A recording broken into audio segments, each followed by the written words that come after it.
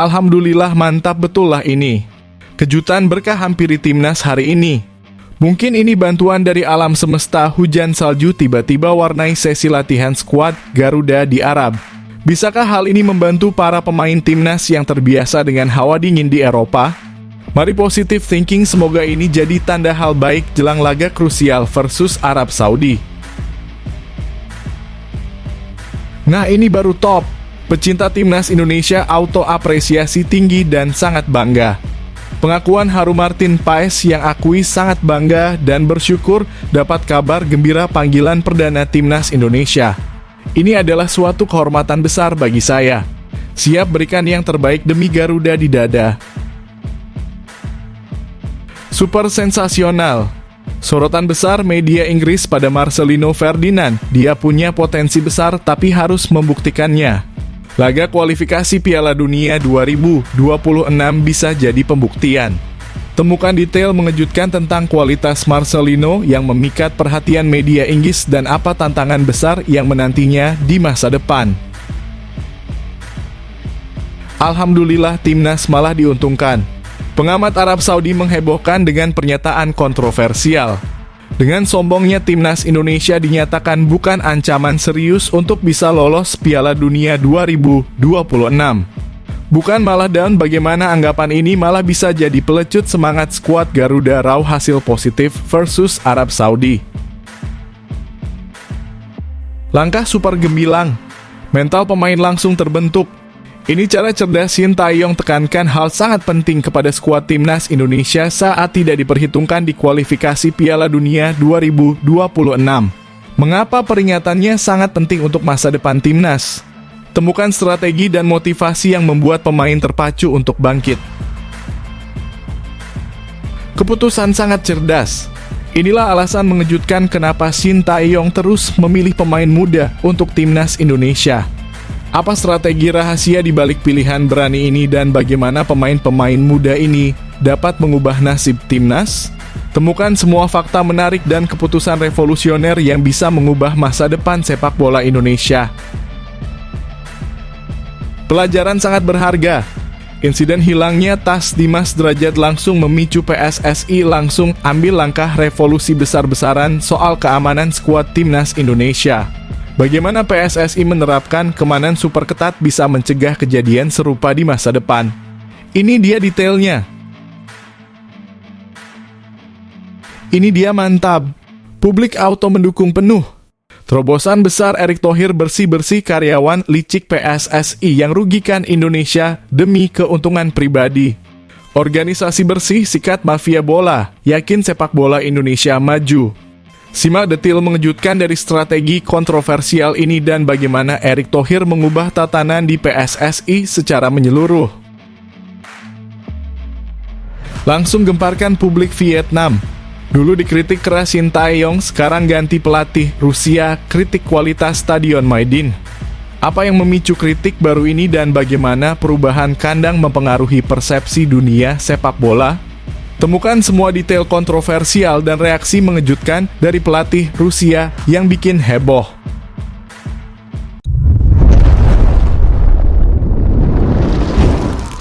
Sebelumnya mohon subscribe channel ini dulu supaya nggak ketinggalan berita terupdate timnas Indonesia. Alhamdulillah mantap betul lah ini. Kejutan berkah hampiri timnas hari ini. Mungkin ini bantuan dari alam semesta, hujan salju tiba-tiba warnai sesi latihan skuad Garuda di Arab. Bisakah hal ini membantu para pemain timnas yang terbiasa dengan hawa dingin di Eropa? Mari positive thinking, semoga ini jadi tanda hal baik jelang laga krusial versus Arab Saudi. Pelatih timnas Indonesia Shin Tae-yong terkejut saat sesi latihan skuad Garuda di Arab Saudi tiba-tiba disertai hujan salju. Hal ini mengejutkan karena Arab Saudi yang biasanya dikenal sebagai negara dengan iklim panas, mendadak mengalami hujan salju seperti yang biasa terjadi di negara-negara Eropa yang beriklim dingin. Sejak Senin 2 September malam waktu setempat, timnas Indonesia telah menggelar latihan di Arab Saudi. Latihan ini merupakan persiapan sebelum menghadapi tuan rumah Arab Saudi pada pertandingan pertama Grup C kualifikasi Piala Dunia 2026 zona Asia. Namun cuaca di Arab Saudi ternyata tidak bersahabat.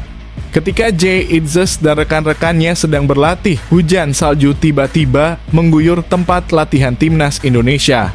Akibatnya latihan tidak bisa dilakukan secara optimal. Kondisi para pemain baik-baik saja setelah 2 hari latihan. Namun di hari kedua ini hujan deras turun, ujar Shin Tae-yong dalam keterangannya. Kejadian ini unik karena di Arab Saudi turun hujan salju yang membuat fokus pemain sedikit terganggu, lanjut pelatih berusia 53 tahun tersebut. Shin Tae-yong memastikan bahwa ia akan terus memantau perkembangan pemain seperti Jay Itzes dan yang lainnya selama sesi latihan.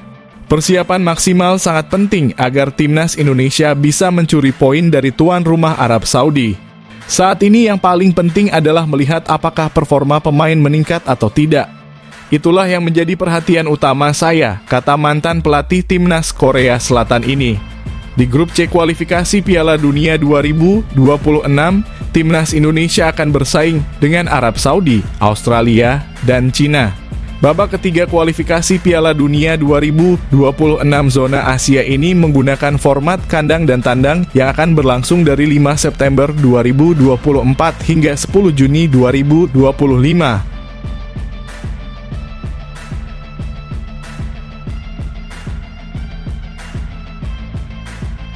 Nah, ini baru top. Pecinta timnas Indonesia auto apresiasi tinggi dan sangat bangga. Pengakuan Harry Martin Paes yang akui sangat bangga dan bersyukur dapat kabar gembira panggilan perdana timnas Indonesia. Ini adalah suatu kehormatan besar bagi saya. Siap berikan yang terbaik demi Garuda di dada. Martin Paes saat ini sedang mempersiapkan diri bersama skuad Garuda Julukan untuk timnas Indonesia guna menghadapi kualifikasi Piala Dunia 2026 zona Asia. Meski sedang dalam masa persiapan yang penuh antusiasme, sayangnya Paes dipastikan absen dalam laga perdana grup C babak ketiga melawan timnas Arab Saudi yang akan digelar di King Abdullah Sports City pada Jumat 6 September 2024. Absennya Martin Paes tentu menjadi kabar yang sedikit mengecewakan bagi para pendukung timnas Indonesia. Namun hal ini tidak menyurutkan semangat Paes dalam menjalani sesi latihan. Dalam sebuah video yang diunggah di akun Instagram resmi Timnas Indonesia, terlihat Paes mendapatkan sambutan hangat dari rekan-rekannya. Sambutan ini menjadi momen yang spesial karena Paes baru pertama kali bergabung dengan tim setelah proses naturalisasinya selesai. Saya sangat senang bisa berada di sini. Ini adalah suatu kehormatan besar bagi saya dan saya sangat bersyukur atas kesempatan ini, ujar Martin Paes seperti yang dikutip dari akun Instagram resmi Timnas Indonesia. Kiper berusia 26 tahun ini memiliki harapan besar bahwa kehadirannya akan membawa dampak positif bagi Timnas Indonesia, terutama dalam upaya mereka untuk meraih hasil maksimal di kualifikasi Piala Dunia 2026. Paes optimis bahwa dengan kerja keras dan kerjasama yang solid, timnas Indonesia dapat menorehkan prestasi membanggakan dengan berhasil lolos ke Piala Dunia 2026. Harapannya kita bisa mencapai hal-hal besar bersama, tambah Paes dengan penuh semangat. Paes yang saat ini bermain di Liga Amerika MLS akan membawa pengalaman dan kemampuannya untuk memperkuat lini pertahanan timnas Indonesia. Kehadirannya diharapkan mampu meningkatkan kepercayaan diri tim dan memberikan kontribusi yang signifikan dalam perjalanan panjang menuju Piala Dunia 2026.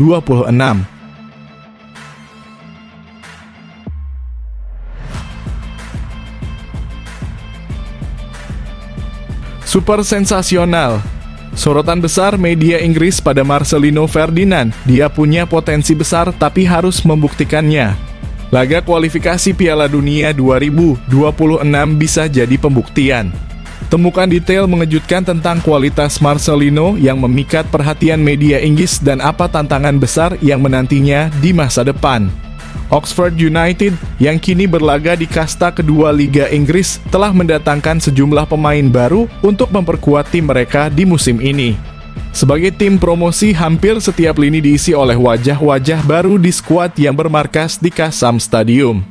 Secara keseluruhan ada 22 pemain baru yang direkrut oleh pelatih Des Buckingham dan salah satunya adalah Marcelino Ferdinand yang direkrut dari klub Belgia KMSK Deinze. Namun berbeda dengan beberapa rekan barunya, Marcelino masih belum mendapat kesempatan untuk melakukan debutnya bersama Oxford United.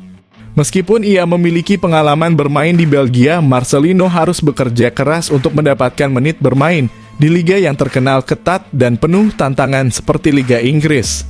Setelah menyelesaikan tugasnya bersama timnas Indonesia, Marcelino harus segera beradaptasi dan menemukan peluang untuk menunjukkan kemampuannya di Oxford.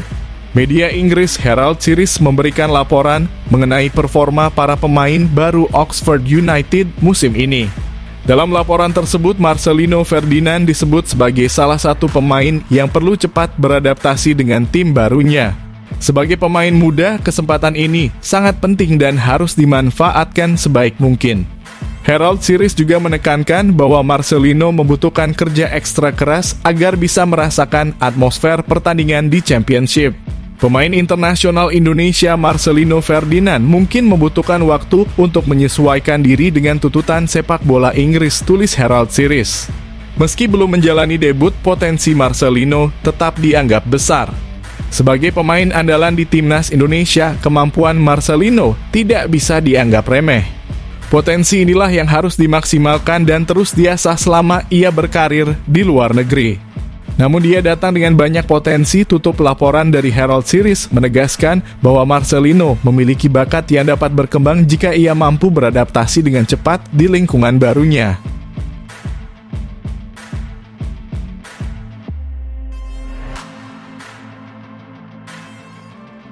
Alhamdulillah timnas malah diuntungkan. Pengamat Arab Saudi menghebohkan dengan pernyataan kontroversial. Dengan sombongnya timnas Indonesia dinyatakan bukan ancaman serius untuk bisa lolos Piala Dunia 2026. Bukan malah down, bagaimana anggapan ini malah bisa jadi pelecut semangat skuad Garuda raih hasil positif versus Arab Saudi. Legenda sepak bola Arab Saudi, Khalil Al-Zayani memberikan pandangannya mengenai pertandingan antara Elang Hijau dan timnas Indonesia dalam ronde ketiga kualifikasi Piala Dunia 2026 zona Asia. Khalil yang berasal dari Dammam dan pernah tampil sebagai pemain untuk timnas Arab Saudi juga dikenal sukses sebagai pelatih. Salah satu pencapaian terbesarnya adalah saat ia membawa Arab Saudi menjuarai Piala Asia untuk pertama kalinya pada tahun 1984 serta meloloskan tim ke putaran final Olimpiade 1984 di Los Angeles. Dalam penilaiannya, Khalil Al-Zayani tidak menganggap timnas Indonesia sebagai pesaing kuat bagi Arab Saudi dalam perebutan tiket ke Piala Dunia. Namun, ia menekankan bahwa skuad Elang Hijau tidak boleh meremehkan timnas Indonesia. Kami tidak bisa menggambarkan tim Indonesia sebagai pesaing kuat tim Saudi di kualifikasi ini, kata Khalil. Namun, mereka harus tetap dihormati di lapangan. Khalil menyoroti perbedaan kemampuan antara kedua tim, di mana Arab Saudi jelas lebih unggul. Namun, ia juga mengingatkan bahwa dalam sepak bola, hasil tidak selalu sesuai dengan ekspektasi. Pria berusia 77 tahun ini mengingatkan skuad Arab Saudi akan tanggung jawab besar yang mereka emban sebagai The Golden Falcons. Ia berharap pasukan Roberto Mancini bisa memenangkan pertandingan melawan timnas Indonesia. Khalil juga menegaskan keyakinannya bahwa Arab Saudi akan mengalahkan timnas Indonesia meskipun ia tetap menyerahkan segalanya kepada takdir.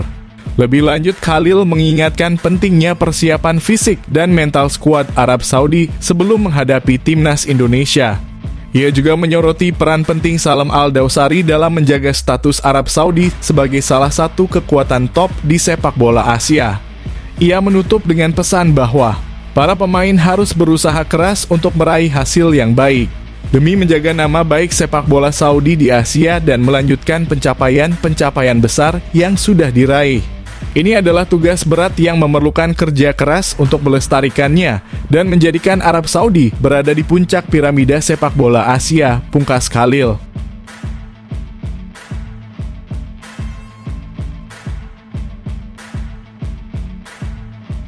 Langkah super gemilang, mental pemain langsung terbentuk. Ini cara cerdas Shin Tae-yong tekankan hal sangat penting kepada skuad timnas Indonesia saat tidak diperhitungkan di kualifikasi Piala Dunia 2026. Mengapa peringatannya sangat penting untuk masa depan timnas? Temukan strategi dan motivasi yang membuat pemain terpacu untuk bangkit. Dalam ajang kualifikasi Piala Dunia 2026, pelatih timnas Indonesia Shin Tae-yong memasang target ambisius bagi skuad Garuda. Dia ingin tim Merah Putih mampu menembus peringkat 4 besar di grup C, sebuah pencapaian yang akan membuka peluang bagi Indonesia untuk melaju ke babak playoff. Babak ini sangat penting karena menjadi penentu apakah Indonesia bisa mendapatkan tiket menuju putaran final Piala Dunia 2026. Shin Tae-yong menyadari bahwa perjuangan di grup C akan sangat berat, mengingat lawan-lawan yang harus dihadapi memiliki kualitas yang sangat baik. Oleh karena itu, ia menekankan pentingnya kerja keras dari seluruh pemain. Namun dia juga menegaskan bahwa kerja keras saja tidak cukup untuk membawa timnas Indonesia melewati hadangan tim-tim kuat di grup ini. Menurutnya, selain fisik yang prima, para pemain juga harus memiliki kecerdasan dalam bermain dan mampu memahami strategi serta taktik yang diterapkan. Untuk menghadapi tim-tim yang kuat, hanya mengandalkan kerja keras tidak akan cukup, ujar Shin Tae-yong dengan tegas. Kita perlu lebih dari itu.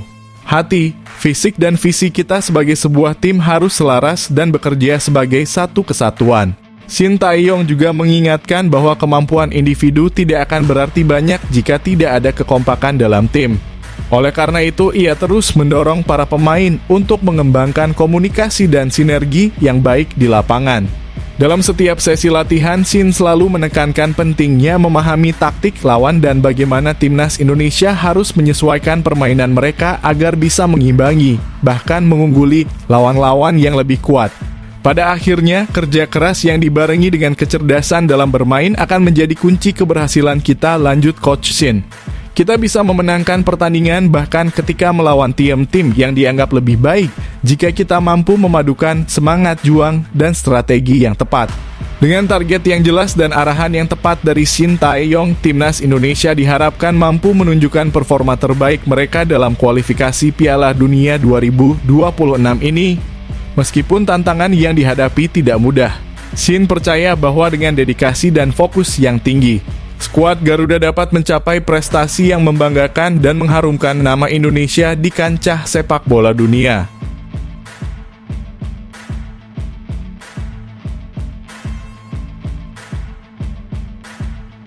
Keputusan sangat cerdas.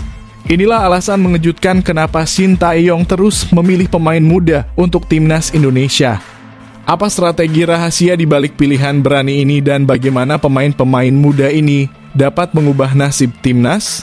Temukan semua fakta menarik dan keputusan revolusioner yang bisa mengubah masa depan sepak bola Indonesia. Pelatih timnas Indonesia Shin Tae-yong berbicara secara terbuka kepada FIFA tentang alasan di balik pilihannya untuk lebih mengandalkan pemain muda dalam skuad Garuda. Sejak pertama kali menangani timnas Indonesia, Shin Tae-yong telah dikenal sebagai pelatih yang berani mengambil keputusan besar. Salah satu langkah radikal yang ia ambil adalah melakukan perubahan besar-besaran dalam skuad, bahkan sampai melakukan potong generasi. Keputusan berani ini sempat menuai kritik dari berbagai pihak, terutama karena banyak yang meragukan kebijakan tersebut. Namun, pelatih asal Korea Selatan ini tetap teguh pada prinsipnya dan melanjutkan rencananya tanpa mempedulikan kritik. Hasilnya, para pecinta sepak bola Indonesia kini bisa menikmati pertandingan dengan kehadiran pemain muda berbakat seperti Marcelino Ferdinand, Hernando Ari, Rizky Ridho, hingga Hoki Caraka, yang kini menjadi andalan baik di tim senior maupun kelompok usia. Di hadapan FIFA, Shin Tae-yong menjelaskan bahwa langkah ekstrem ini memang membutuhkan keberanian. Namun, ia merasa bahwa perubahan ini sangat penting untuk membawa timnas Indonesia ke arah yang lebih baik. Shin menekankan bahwa dalam memilih pemain, ia mencari mereka yang memiliki tekad kuat untuk berubah, baik dari segi mental maupun fisik. Mengapa saya lebih banyak memanggil para pemain muda? Karena ada beberapa pemain sebelumnya yang tidak menunjukkan usaha untuk mengubah mental dan fisik, ujar Shin Tae-yong seperti dikutip dari laman resmi FIFA. Akhirnya ada keputusan untuk mengganti generasi. Shin Tae-yong juga menyoroti bagaimana para pemain muda yang diberi kepercayaan ini berhasil menunjukkan perubahan positif. Mereka tidak hanya mengikuti instruksi dengan baik, tetapi juga berhasil berkembang sesuai dengan harapan. Shin mengaitkan keberhasilan timnas Indonesia melaju ke putaran ketiga kualifikasi Piala Dunia 2026 zona Asia dengan kebijakan beraninya ini. Menurutnya, keputusan untuk menantang para pemain muda dengan tuntutan yang tinggi telah membuat mereka terus berkembang. Shin Tae-yong menegaskan bahwa ia akan terus mendorong para pemainnya untuk berkembang lebih jauh, mengingat mereka masih muda dan memiliki potensi besar. Mereka terus saya tantang untuk menjalankan apa yang saya perintahkan, mereka mematuhi itu dan mengikuti filosofi yang saya terapkan, kata Shin Tae-yong. Dengan begitu mereka berkembang jadi lebih baik, dan ini juga menjadi faktor mengapa kami bisa lolos sampai ke putaran ketiga kualifikasi Piala Dunia, jelas STY.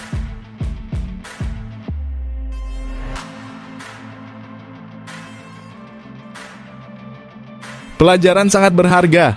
Insiden hilangnya tas Dimas Derajat langsung memicu PSSI langsung ambil langkah revolusi besar-besaran soal keamanan skuad timnas Indonesia.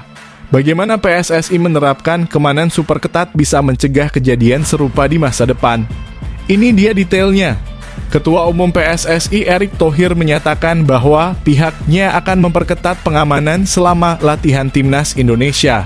Langkah ini diambil untuk mencegah terulangnya insiden seperti yang dialami oleh Dimas Derajat, pemain timnas Indonesia yang kehilangan tasnya usai latihan di lapangan ABC Senayan pada Sabtu 30 Agustus lalu. Tas Dimas Derajat yang berisi dompet dan handphone diambil oleh seseorang, namun pelaku telah berhasil ditangkap. Menanggapi kejadian ini, Erick Thohir menegaskan bahwa PSSI tidak ingin insiden serupa terjadi lagi di masa mendatang.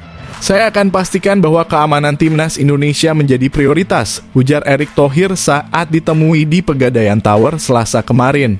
Erick Thohir segera menghubungi Ketua Badan Tim Nasional Sumarji untuk mendapatkan informasi lebih lanjut mengenai kejadian tersebut.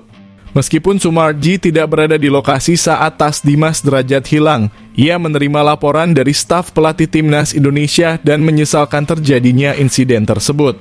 Erick Thohir menyampaikan sedikit kekecewaannya terhadap Sumarji karena pengamanan di area latihan dinilai kurang ketat, yang memungkinkan orang-orang dari luar untuk masuk ke lokasi dan bahkan duduk di tribun tempat pemain menyimpan barang-barang mereka. Ketua BTN-nya itu kan polisi, seharusnya dia lebih serius dalam melindungi para pemain timnas Indonesia, kata Erick Thohir menyindir pentingnya pengamanan yang lebih baik. Erick Thohir juga meminta Dimas Derajat dan pemain timnas Indonesia lainnya untuk tidak terlalu memikirkan kejadian tersebut. Ia ingin para pemain tetap fokus pada pertandingan penting melawan Arab Saudi. Saya tidak ingin hal-hal kecil ini mengganggu persiapan timnas Indonesia, ujar Erick Thohir. Saya sudah sampaikan kepada Pak Sumarji, Coach Shin Tae-yong, dan para pemain untuk fokus saja. Kehilangan ini nanti akan kami atasi dan kami akan melakukan perbaikan. Erick Thohir menutup pernyataannya dengan memastikan bahwa PSSI akan mengambil langkah-langkah untuk meningkatkan keamanan demi menjaga fokus dan kenyamanan para pemain selama persiapan menghadapi laga-laga penting di kualifikasi Piala Dunia.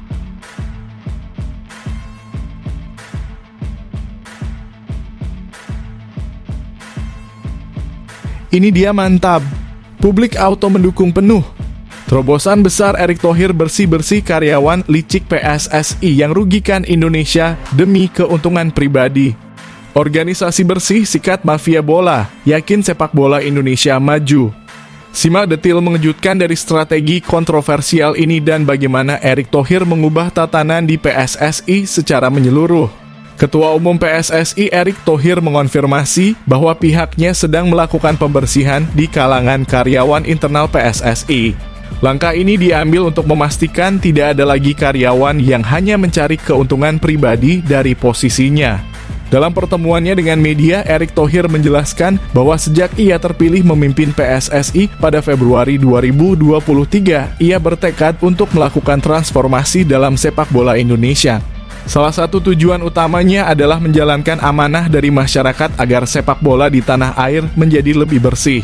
Saya berkomitmen sebagai ketua PSSI untuk membangun sepak bola yang bersih dan berprestasi, kata Erick Thohir di Pegadaian Tower Selasa kemarin. Pada tahun pertamanya sebagai ketua PSSI, Erick Thohir fokus pada peningkatan performa timnas Indonesia.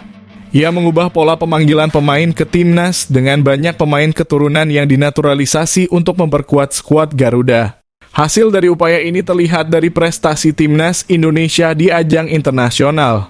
Setelah meningkatkan kinerja timnas, Erick Thohir kemudian mengalihkan perhatiannya pada kebersihan kompetisi Liga 1. Ia menegaskan bahwa tidak boleh ada lagi pengaturan skor dalam kompetisi sepak bola teratas di Indonesia. Pelaku yang terlibat dalam hal semacam itu, baik di Liga 1 maupun Liga 2, akan dikenakan sanksi berat. Kini Erick Thohir mengarahkan upaya bersih-bersih ke dalam internal PSSI, terutama pada karyawan. Bersama Sekjen PSSI Yunus Nusi dan beberapa anggota Exco PSSI, Erick Thohir berupaya memperbaiki program kebersihan di PSSI. Ia menegaskan bahwa ke depan PSSI harus dikelola dengan transparansi dan integritas yang tinggi. Erick Thohir juga menjelaskan bahwa upaya pembersihan ini bukanlah bentuk arogansi, melainkan langkah yang diperlukan untuk memperbaiki organisasi. Sebelumnya, PSSI telah bekerja sama dengan sebuah perusahaan terkenal untuk melakukan penilaian terhadap karyawan. Penilaian ini mencakup wawancara dengan setiap karyawan secara individu. Selain itu, Yunus Nusi telah bertemu dengan seluruh karyawan PSSI dan Erick Thohir sendiri berencana untuk mengadakan pertemuan dengan berbagai divisi di PSSI. Ia ingin memastikan bahwa karyawan benar-benar bekerja untuk kepentingan organisasi, bukan untuk kepentingan pribadi. Saya akan bertemu dengan Badan Tim Nasional, bagian keuangan, dan lain-lain, ujar Erick Thohir. Saya tidak mau ada intrik-intrik di mana aset PSSI dikelola secara pribadi. Hal itu tidak boleh terjadi. Erick Thohir juga mengungkapkan bahwa dalam proses audit, ia menemukan praktik-praktik yang tidak sesuai, seperti kegiatan yang menghasilkan cashback pribadi. Ia meminta dukungan dari masyarakat untuk diberi kesempatan memperbaiki sepak bola Indonesia secara menyeluruh. Sebelumnya, PSSI juga telah melakukan pemutusan hak kerja terhadap 43 karyawan sebagai bagian dari upaya pembersihan ini. Erick Thohir yakin bahwa langkah-langkah ini akan membawa perubahan positif sesuai dengan amanah yang diberikan masyarakat dan para pemangku kepentingan sepak bola. Saya yakin ini menuju ke arah yang lebih baik karena masyarakat sepak bola dan para stakeholder menginginkan sepak bola yang bersih dan berprestasi. Saya akan terus berjalan maju dan tidak peduli dengan polemik yang ada, tutup Erick Thohir.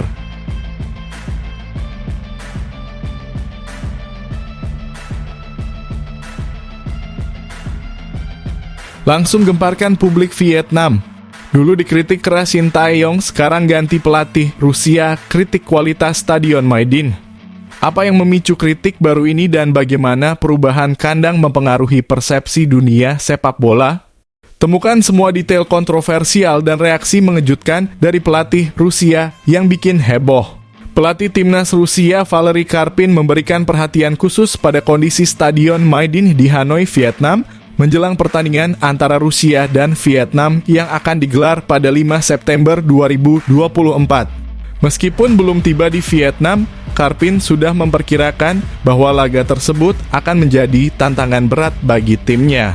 Salah satu alasan utamanya adalah kondisi Stadion Maidin yang dinilainya kurang memadai. Menurut Karpin, stadion tersebut tidak memiliki kualitas yang baik. Namun meskipun menghadapi situasi yang kurang ideal, ia menegaskan bahwa timnya tetap akan berusaha memberikan performa terbaik di lapangan demi meraih kemenangan atas Vietnam. Kami pasti ingin mengalahkan tim Vietnam. Meski ada tantangan seperti penerbangan malam, pertandingan dalam kondisi lembab dan pengap, serta stadion yang kualitasnya tidak terbaik, hal-hal ini tidak akan mengurangi rasa tanggung jawab kami, kata Valery Karpin.